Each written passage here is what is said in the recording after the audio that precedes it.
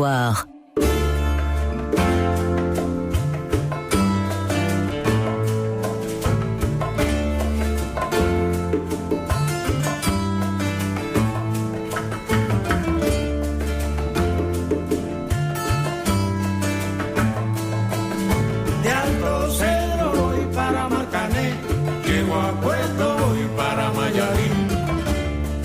Buena Vista Social Club, je pense que Jean-Louis Autret aime cette musique, qu'il a dû l'écouter assez souvent. Bonsoir Jean-Pierre Autret. Bonsoir. Bienvenue pour soutenir votre frère Jean-Louis et rendre public cette histoire qui vous est tombée sur la figure. Il y a déjà de longs mois, votre frère croupi dans une geôle cubaine. Au départ, moi je résume, c'est mon travail, mais vous allez prendre le temps et vous aurez le temps de vous exprimer. Il y a un voilier que vous vendez à ce que vous appelez deux papis sympathiques. La suite est invraisemblable puisque ce voilier un peu plus tard est arraisonné dans les eaux cubaines, je crois. 3 tonnes de cocaïne à bord, ils étaient bien les papis. Mais ce qu'il y a de terrible, c'est que tout le monde est arrêté, vous y compris. On vous relâche et pour cause. Mais votre frère, lui, est toujours en prison. Oui, Jean-Louis est toujours en prison, effectivement. Alors en fait, en 2004, on a revendu un voilier en fait à des. Vous êtes fou de voile, vous êtes voileux, industriel. On est des voileux, on est des sportifs, on est des passionnés. Voilà. De voile, de sport. Absolument. Votre frère a eu des prix. Il a fait, je crois, il a fait le Raid Gauloise il y a quelques années. Raid Gauloise, il a gagné une descente du Nil en planche à voile. C'est un voileux, en plus, il navigue beaucoup, donc voilà. Donc vous vendez ce voilier à ces deux types qui vous paraissent bien. Ah oui, sympathique, ayant certaines connaissances de bateau et voulant naviguer et passer une retraite, une pré-retraite dans les Caraïbes. Bon, vous dites qu'il n'y a pas de lézard. Enfin, aucun lézard, on n'a rien vu venir. On les avait surnommés entre nous les papis plongeurs. Les papis plongeurs. Sauf que les papis plongeurs, leur bateau est arraisonné et il y a dedans près de 3 tonnes de cocaïne, ce qui est quand même pas rien. Donc 1 an après avoir vendu ce bateau, le bateau est arraisonné au large des îles du Cap-Vert, en fait, quand il rentrait vers l'Europe, dans le cadre d'une opération conjointe franco-espagnole. Et voilà. Et nous, on découvre ça sur Internet quelques jours après. Voilà. Et ce qui est fou, c'est que il n'y a pas de lien établi. Je veux dire, on en parlera avec l'avocate de Jean-Louis qui est avec nous, votre frère. Mais il n'y a pas de lien au départ. On va vous dire, on vous laisse tranquille. Oui, absolument. Moi, Jean-Louis alors le bateau a été acheté et revendu à La Havane. C'est Jean-Louis qui s'est occupé de la tractation, de l'achat et de la vente. Tout ça a été fait dans les formes auprès de l'ambassade de Norvège, puisque le bateau avait un pavillon norvégien. Enfin, les choses sont faites vraiment dans les formes, etc. Et une fois qu'on apprend que le bateau a été arraisonné, Jean-Louis a un contact avec la police de l'ambassade de France, et donc il est certain que la police française et la police cubaine sont bien au courant de cette transaction. Ouais, et rien n'est fait contre vous. Il y a eu dans un premier temps, vous avez été bien sûr, je crois, interpellé, une partie de votre famille. Non. Alors en fait, ce qui se passe, c'est que en fait cette affaire nous laisse un petit peu pantois, désabusés, écœurés, parce que bon, on est des voileux, des amoureux de la nature. Enfin bon, on est en dehors évidemment toute espèce de connivence avec ce genre de trafiquants. Et donc on était écœurés sur l'instant. Jean-Louis s'assure que la police française et la police cubaine sont au courant de l'affaire. Oui, personne ne nous interroge. Et donc le temps passant, on finit par oublier cette affaire. Ouais. Voilà. Donc le bateau est revendu en 2004. En 2005, il est arraisonné. Et en fait, le 7 avril 2009, tout le monde est interpellé dans le cadre d'une commission rogatoire internationale française. Voilà. Et puis vous serez très vite, relâché. Mais Jean-Louis, lui, on est relâché on est relâché. On est interrogé. Et effectivement, dans l'après-midi, on est relâché. Ce qui peut être logique. Et puis il faut bien comprendre qu'il est important pour la police de courir après ce type de trafiquants. Absolument. Et Jean-Louis Autret, lui en revanche, est toujours en prison et on va y revenir. Et je salue Céline Alstoff, maître Céline Alstoff. Bonsoir. Vous êtes l'avocate de Jean-Louis Autret. Et ce qui frappe très vite dans cette affaire, Jean-Pierre Autret va nous parler des conditions de détention, mais c'est que, j'ai envie de dire, c'est un dossier à la fois vide et à charge, parce qu'il a fait des affaires à Cuba depuis des années. Donc, je suppose que ses comptes étaient épluchés depuis ces 10 ans qu'il était à Cuba. Alors, malheureusement, sur la procédure cubaine, je peux difficilement vous dire quoi que ce soit, puisque, vous savez, je pense que Monsieur Autret va l'expliquer aussi, son frère n'a aucun accès à son dossier, son avocat cubain pas plus, puisque la procédure cubaine fait que celui qui va comparaître éventuellement un jour n'a jamais eu accès à son dossier. C'est comme ça. Sur le plan des droits fondamentaux, c'est la même chose.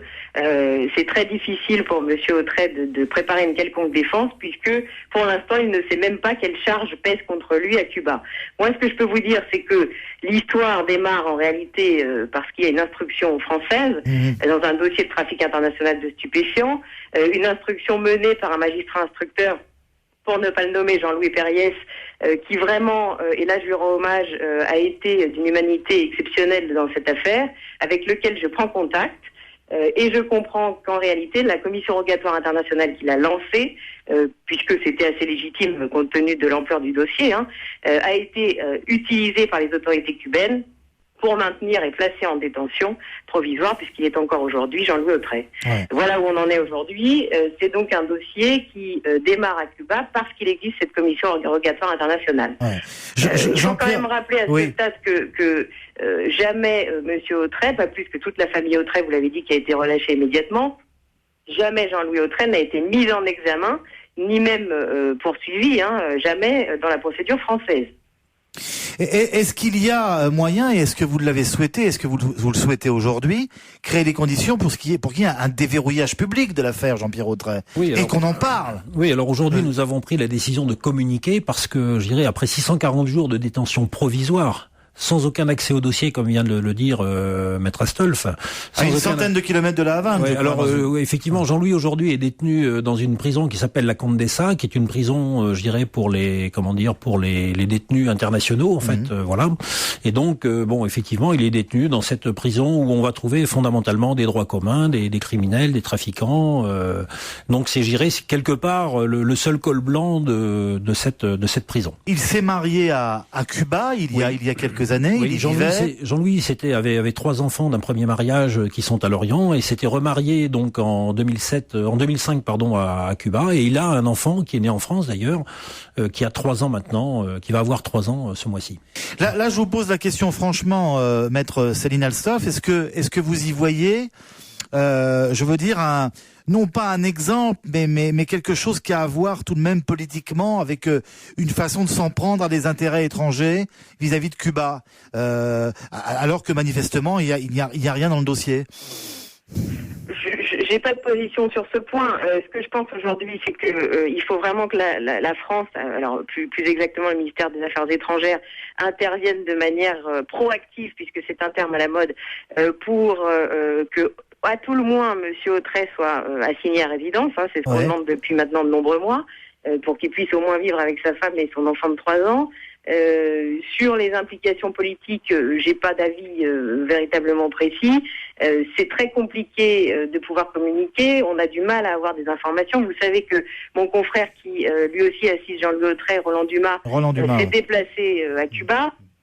Il ne peut pas être partout, là, il est en Côte d'Ivoire, donc. Absolument, je crois qu'il est rentré d'ailleurs. Mais malheureusement, ça n'a pas débloqué pour l'instant totalement la situation. Je crois que la France avait besoin d'être rassurée, et aujourd'hui elle l'est, puisque nous avons même des écrits de ce magistrat instructeur qui, noir sur blanc, a bien dit que Jean-Louis Autrey n'avait rien à voir dans le trafic international de stupéfiants. Donc il n'y a pas plus de blanchiment non plus issu d'une telle infraction. Donc dans un premier temps, il était légitime que la France s'inquiète un peu de cette qualification pas très reluisante. Aujourd'hui, il est certain que M. Autrey est totalement étranger aux faits en question. Donc, je pense qu'en toute sérénité, la France peut intervenir pour que l'assignation à résidence soit acceptée. C'est bien parce que les choses sont synthétisées. Vous avez fait de bonnes études, Céline Alstoff, c'est clair. Et on le rappelle. Je vous rappelle qu'on m'a dit d'être rapide. Qui vous a dit d'être rapide? S'il y a quelqu'un qui prend son temps, c'est bien ma pomme, mon cher maître. Vous savez que je ne dénoncerai pas. Non, mais ça, je peux vous le dire. Vous avez le temps avec moi, et vous l'avez pris. Je voudrais qu'on termine cet entretien. Il nous reste 3 belles minutes par Jean-Louis, tout simplement, par votre frère, Jean-Louis Autrey, dont le moral est un peu dans les chaussettes depuis quelques. Après 640 jours dans une prison. J'en ai fait qu'une, moi, à Monaco, il y a quelques années. Donc, et c'était à Monaco. Mais alors, je suppose que 615 15. Une journée, ça doit être éprouvant. 640 jours, c'est très dur. Inutile de vous dire que dans un premier temps, on était dans l'attente que l'affaire se résolve d'elle-même. Hein. Et puis après est venu le doute, l'incertitude. Et encore aujourd'hui, après 640 jours, comme l'a dit Maître Astolphe, on ne connaît pas encore les charges du procureur, que le procureur va retenir contre mon frère. Et donc inutile de vous dire qu'en termes de morale, Jean-Louis était quand même, il y a beaucoup plus de bas que de haut. Et c'est pourquoi aussi nous avons décidé un petit peu de bouger, de commencer à communiquer, sachant que si demain les Cubains décidaient de porter cette affaire devant un tribunal, mon frère n'aurait que 20 jours pour préparer sa défense. Ouais, alors qu'on est forcément dans un dossier technique, économique, etc. et que toutes les pièces ont déjà été embarquées depuis le premier jour et qu'on ne saura jamais les retrouver. Donc on a peur que cette affaire évolue mal, et aujourd'hui on a décidé de communiquer pour faire parler de cette affaire et pour qu'on reçoive un soutien politique du gouvernement. Et c'est ce que nous faisons ce soir sur Europe 1 dans Bienvenue chez Basse. Et je vous en remercie. Maître Céline Alstoff l'a parfaitement bien rappelé, que les choses soient bien claires. Votre frère a été totalement innocenté donc du côté de cette juridiction française. Absolument. Est-ce qu'il y a au moins un lien avec sa famille, puisque Maya est cubaine, son épouse, ou est-ce qu'il est complètement coupé du monde à 70 km de là? Alors il y a un téléphone qui fonctionne, je dirais, au plan national, et on peut également l'appeler au plan international, sachant que pour joindre Cuba, joindre dans une prison dans laquelle il y a une ligne pour l'international et 200 prisonniers, quelquefois on est obligé d'appeler 10, 20, 30, 40, 50 fois. Vous avez mis à disposition du public et aussi des pouvoirs publics et de la presse un mail peut-être, ou une adresse? Oui, alors nous venons juste, sur Facebook vous trouverez Comité de défense Jean-Louis Autrey, voilà, et nous venons de créer un site internet qui s'appelle soutenons Jean-Louis. Merci mille fois d'être passé nous voir. Merci Pierre-Louis. Merci Jean-Pierre Autrey, et merci infiniment à Maître Céline Alstoff qui a fait vite mais dense. À bientôt. Merci, au revoir. Bonsoir Wendy. Bonsoir Pierre-Louis Basse.